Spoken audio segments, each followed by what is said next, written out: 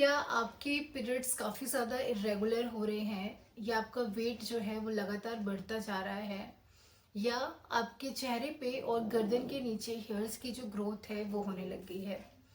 Hello everyone, I am doctor Priyanka, Ayurveda and panchakarma specialist. आज एक बहुत ही इम्पॉर्टेंट टॉपिक पर हम बात करने वाले हैं, वो है पीसीओडी को सही तरीके से घर पर किस तरीके से हम डायग्नोस करते हैं। अक्सर इन सिम्टम्स को देखकर डॉक्टर पीसीओडी या पीसीओएस डायग्नोस कर देता है, लेकिन सही तरीके से जो पेशेंट होता है वो अपने सिम्टम्स को डॉक्टर को नहीं बता पाता, जिसके कारण डायग्नोस जो है वो प्रॉपर नहीं हो पाता और प्रॉपर डायग्नोस ना होने के कारण ये डिजीज़ हमेशा अनट्रीटेड रह जाती है और आगे चल के इनफर्टिलिटी, एंडोमेट्रियोसिस जैसी कंडीशंस में ट्रांसफॉर्म हो जाती है। तो आज की इस वीडियो में बेसिकली मैं आपको घर पे कैसे सेल्फ डायग्नोस करना है कि पीसीओडी आपको किस तरह का पीसीओडी है या पीसीओएस है, उसको राइटली किस तरीके से घर पे हम डायग्नोस कर सकते हैं, इस पर आज इस वीडियो में हम चर्चा करेंगे। तो पीसीओडी में आने वाले जो सिम्टम्स हैं उसको हम और भी ज़्यादा बारीकी से किस तरीके से घर में समझ सकते हैं, इस पे आज हम बहुत ही डिटेल में चर्चा करने वाले हैं।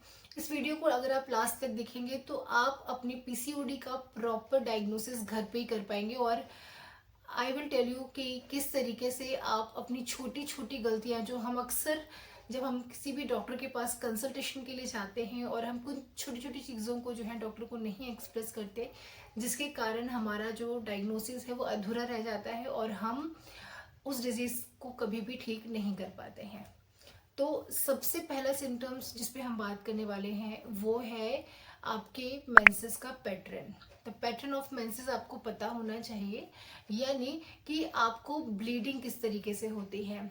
कुछ पेशेंट्स ऐसे होते हैं पीसीओडी के जिनमें उनको जो है अक्सर शुरुआत में स्पॉटिंग होती है या स्कैंटी मेंसेस देखने को मिलते हैं।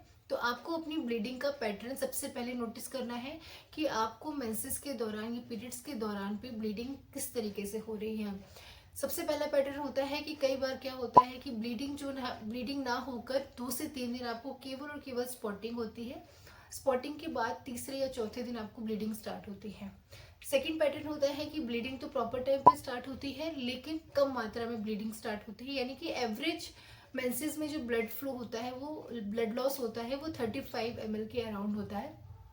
उससे अगर कम मात्रा में ब्लड निकल रहा है तो वो स्कैंटी मेंसेस की कंडीशन में आता है।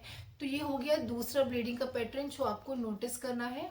तीसरा जो ब्लीडिंग का पैटर्न है वो है हैवी ब्लीड होना, यानी कि आप दिन में 3 से 4 पैड को जो है डेली यूज कर रहे हो और आपको बहुत ज़्यादा मात्रा में ब्लड निकल रहा है। अगर ये कंडीशन है तो ये हैवी ब्लीडिंग की कंडीशन में आता है। तो ये ब्लीडिंग के जो 3 पैटर्न्स हैं, स्कैंटी मेंसेस होना, सेकेंड स्पॉटिंग होना और थर्ड है हैवी ब्लीड होना। तो सबसे पहले आपको आने वाला जो पीरियड है आपका, उसमें आपको ये चीज़ खुद देखनी है कि आप किस कैटेगरी में आते हैं।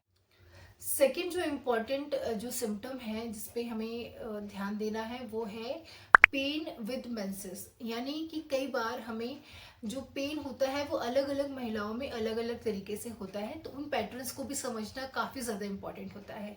तो सबसे पहला पैटर्न होता है कि ब्लीडिंग स्टार्ट होने के 2-3 दिन पहले से ही आपको लोअर एब्डोमेन में काफ़ी ज़्यादा मात्रा में पेन होने लग जाएगा। अगर आप इस कैटेगरी में आते हैं तो आपको इसका ध्यान रखना है। सेकेंड पैटर्न होता है पेन का कि जिस दिन ब्लीडिंग स्टार्ट होती है उसी दिन से जो है वो पेन स्टार्ट होने लग जाता है और फिर नेक्स्ट डे जो है वो पेन रिजॉल्व हो जाता है। जो थर्ड पैटर्न होता है पेन का वो होता है कि ब्लीडिंग के साथ पेन स्टार्ट हुआ लेकिन थ्रू आउट द मेंसेस जो है वो पेन बना रहता है। तो आपको अपने मेंसेस में इस पेन के पैटर्न को भी पहचानना है कि आप किस पेन की कैटेगरी में आ रहे हो, कि आपको अर्ली जो है पीरियड के पहले पेन स्टार्ट हो रहा है या विद पेन जो है मेंसेस स्टार्ट हो रहे हैं, या जो पेन है, जो सीवियर पेन है वो थ्रू आउट द मेंसेस बना रहता है। तो इन तीनों में आपको किस तरह की जो है पेनफुल ब्लीडिंग हो रही है, इस पैटर्न को आपको समझना बहुत ज़्यादा ज़रूरी है। तीसरा सिम्टम जिसको आपको पीसीओडी में ध्यान रखना है वो आपके वेट से संबंधित है, यानी कि पिछले 3 से 4 महीने में आपकी बॉडी में जो वेट गेन है वो कितनी मात्रा में हुआ है, इस चीज़ को आपको अच्छे से ऑब्जर्व करना है। और पीसीओडी में हमेशा ऐसा नहीं होता है कि वेट जो है वो हमेशा बढ़ता ही है। कई बार क्या होता है कि हम इस चीज़ से मिसगाइडेड होते हैं कि पीसीओडी में केवल वेट गेन ही होता है। तो हम हमेशा डॉक्टर को, जब भी डॉक्टर हमारे वेट से रिलेटेड कोई क्वेश्चन पूछता है तो हम हमेशा यही बोलते हैं कि हाँ हमारा वेट गेन हुआ है। पर आपको ये अच्छे से ऑब्जर्व करना है कि आपका जो वेट है वो पिछले 2-3 महीने में मेंटेन रहा है, या लॉस की तरफ गया है, या गेन की तरफ गया है। वेट के पैटर्न को समझना बहुत ही ज़्यादा ज़रूरी है अगर आप डॉक्टर को कंसल्ट करते हैं, क्योंकि आपका ट्रीटमेंट उसी बेसिस पे जो है तय किया जाता है। तो आपको ये ध्यान रखना है कि आपका जो वेट है वो इधर लॉस होगा, या गेन होगा, या मेंटेन होगा।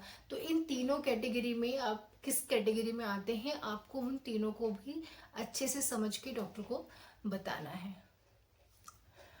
फोर्थ सिम्टम जो आपको बहुत ज़्यादा ध्यान रखना है वो है आपके फेशियल हेयर्स का पैटर्न कैसा है।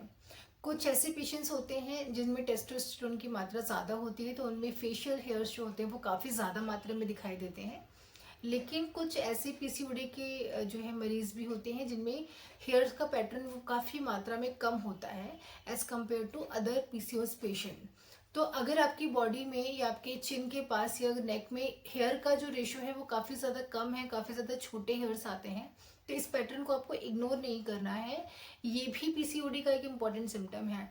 लेकिन अगर हेयर्स की मात्रा ज़्यादा है तो अक्सर जो है आपको ये भी डॉक्टर जो है वो डायग्नोस करने से पहले पूछ लेता है। लेकिन अगर हेयर जो होते हैं उसकी मात्रा कम होती है, छोटे होते हैं, तो कई बार डॉक्टर इसको इग्नोर कर देता है, या कई बार आप भी इस चीज़ को डॉक्टर को एक्सप्रेस नहीं कर पाते हैं। तो आप जब भी विजिट करने जाएं डॉक्टर के पास तो आप अपनी चिन में और अपने चेहरे पे एक बार अच्छे से ज़रूर देख कर जाएं कि जो हेयर की ग्रोथ है वो कहीं शुरू तो नहीं हो गई है, या हेयर की ग्रोथ कितनी मात्रा में हो गई। ये भी बहुत इंपॉर्टेंट होता है डायग्नोस को प्रॉपर तरीके से करने के लिए। फिफ्थ इम्पॉर्टेंट सिम्टम और फिफ्थ इम्पॉर्टेंट चीज़ जो आपको ध्यान रखनी है बिफोर कंसल्टिंग अ डॉक्टर, कि आपकी फैमिली में किसी को डायबिटीज़, पीसीओडी या ओबेसिटी का कोई प्रॉब्लम तो नहीं रहा है। पहले फैमिली हिस्ट्री काफ़ी ज़्यादा इंपॉर्टेंट रोल प्ले करती है पीसीओडी के डायग्नोसिस में। तो अगर आपके दादा दादी, नाना नानी या मदर फादर किसी को भी डायबिटीज़ रहा हो, या इंसुलिन रेजिस्टेंस जैसी कोई इशू रहा हो, या ओबेसिटी रही हो, तो बहुत सारे चांसेस होते हैं कि जो बच्चा होता है उसमें भी पीसीओडी आगे चल के डेवलप हो जाए। तो आपको ये हिस्ट्री डॉक्टर को पहले ही बता देनी है। अगर आपकी फैमिली में किसी को डायबिटीज़, ओबेसिटी या थायराइड जैसी कोई प्रॉब्लम पहले रही है, लाइफस्टाइल डिसऑर्डर से अगर कोई फैमिली मेम्बर इसमें ग्रसित रहा है, तो ये प्रॉपर हिस्ट्री आपको डॉक्टर को बता देनी है, ताकि जो है ट्रीटमेंट करते समय वो इस चीज़ को भी प्रॉपर तरीके से जो है वो ऑब्जर्व करे, और प्रॉपर तरीके से आपका जो है पीसीओडी का ट्रीटमेंट हो सके। यही छोटी छोटी गलतियां होती हैं जो एक पेशेंट जो है वो डॉक्टर को बताने से पहले, या कई बार डॉक्टर जो है वो मिसलीड हो जाते हैं, कोई हिस्ट्री में कोई पॉइंट जो है वो छूट जाता है, जिसके कारण वो अनट्रीटेड रह जाता है, और जिसके कारण पीसीओडी जो होती है वो दूसरी अदर बीमारियों में कन्वर्ट होने लग जाती है। तो हमें हमारे सिम्टम्स को प्रॉपर तरीके से पहचानना आना चाहिए। अगला जो इम्पोर्टेंट पॉइंट है जो आपको ध्यान रखना है वो आपका स्लीप पैटर्न है। आपको ध्यान रखना है कि आप जो है, आपको ज़्यादा रात तक जगने की आदत है, या आपको जो है बहुत देर तक सोने की आदत है, या आपको दोपहर में नाप लेने की आदत है। ये तीनों स्लीप के पैटर्न जो होते हैं वो हार्मफुल होते हैं, और वो पीसीओडी को डेवलप करने में बहुत इम्पॉर्टेंट रोल प्ले करते हैं। तो आपको अपनी स्लीप का पैटर्न ज़रूर समझना है कि क्या आपको रात में बहुत लेट नाइट काम करने की आदत है, बहुत देर तक आपको नींद नहीं आती है, 2 से 3 बजे तक आप जगते हैं, उसके बाद सुबह जो है वो सुबह भी फिर आपको 7 से 8 बजे उठ के ऑफिस के लिए जाना होता है। तो आपका लेट नाइट स्लीप का पैटर्न है, या आप प्रॉपर टाइम पे सो तो रहे हैं लेकिन आप प्रॉपर टाइम पे उठ नहीं रहे हैं। आपका जो स्लीप है वो बहुत ज़्यादा, स्लीप का जो टाइम है वो एक्सटेंडेड है, यानी कि आप 9 से 10 से 11 घंटे की स्लीप ले रहे हैं रोज। थर्ड जो सबसे इम्पोर्टेंट है वो है आफ्टरनून नैप। हमें ऐसा लगता है कि हमारी बॉडी को आफ्टरनून नैप की बहुत ज़्यादा ज़रूरत है, लेकिन एक्चुअली में ऐसा नहीं है। दोपहर में सोना हमारी बॉडी में कफ और पित्त जैसे डिसऑर्डर्स को इंक्रीज करता है, यानी कि हमारी बॉडी के लिए दोपहर की नैप लेना बिल्कुल भी हेल्दी नहीं है। लेकिन आज के एनवायरनमेंट में ऐसा हर कोई है जो दोपहर में सोना चाहता है या सो रहा है। जिसके कारण ये डिजीज़ बहुत ज़्यादा डेवलप हो रही है फीमेल्स में। महिलाओं में अक्सर ये आदत होती है कि वो थोड़ा सा भी काम करते हैं लेकिन दोपहर में 1 घंटे या 2 घंटे की नींद ज़रूर लेते हैं, जिसके कारण पीसीओडी जो है वो मैरिड वुमेन्स में भी बहुत ज़्यादा देखने को मिल रहा है। तो आपको अपनी स्लीप का जो पैटर्न है वो समझना है और वो डॉक्टर को सही तरीके से बताना है कि आपको जो है रात्रि जागरण की आदत है या आपको दोपहर में सोने की आदत है या बहुत ज़्यादा मात्रा में आपको नींद आती है। ये तीनों पैटर्न अगर आप एब्जॉर्ब पहले आप अपनी बॉडी में देखें फिर आप डॉक्टर को सही तरीके से बताएं। तो पीसीओडी से हमें घबराना बिल्कुल भी नहीं है। पीसीओडी में जिन सिम्टम्स के बारे में मैंने बात करी उन सिम्टम्स को पहले आप अपनी बॉडी में समझें कि आपको किस तरह के सिम्टम्स डेवलप हैं।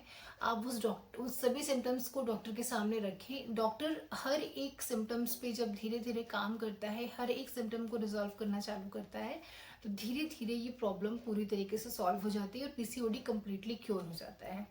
और लेकिन आपको एक बार आपकी जो रिपोर्ट है वो नेगेटिव आ गई, आप पूरी तरीके से ठीक हो गए, लेकिन आपको जो अपनी लाइफस्टाइल है उसमें हमेशा काम करते रहना है।